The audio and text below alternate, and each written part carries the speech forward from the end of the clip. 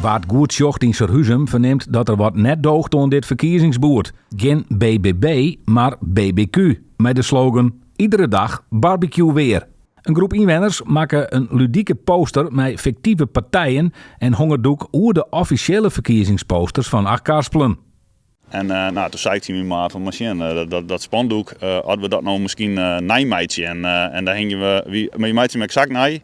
En dan verhoorden we de posters voor een beetje wat ludieke teksten. Want het bent in Wurg al je teksten, daar hadden stem, rest, liberaal of lokaal sociaal. Ja, wat betekent dat dan precies? Dus we zijn, hadden we dat nou verhoren en dan hingen we hem erdoorheen en dan zien we dat het opvalt. Nou, honger eigenlijk al een paar dagen, maar het voelde net in op. Dus dat zei eigenlijk al genoeg dat meestal uiteindelijk die ridden je del, maar het valt eigenlijk helemaal net op dat het doek verloren werd. Een van de eerste Serhuzemers die het trog hier, wie Julian Groenland.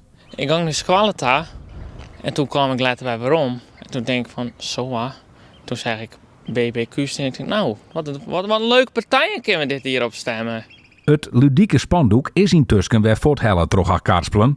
Die de grapper eigenlijk wel van inschenkoer, maar nou binnen de officiële verkiezingsposters van de politieke partijen werd te zien. Neffens Kooistra is de actie meer dan slagen. Het is een doek. Hè? Vroeger hong je een boert en dan kon meestal nu het dwars zelf een poster erop plakken. Dus dat is nog een beetje betrokken. En nu wordt het gewoon vanuit de gemeente dit gewoon faciliteerd. Het hing het hier. Nou, en dat blijkt wel gewoon iedereen riet je voorbij en het in shirt. En nu hebben we uiteindelijk maar een weinig budget hebben wij volle meer impact maken. Dus dat is ook een beetje een uitdaging onder de politieke partijen. Dan komt wat creatievere uiting. Zoek op een van die partijen stemmen willen als die echt bestaan hier.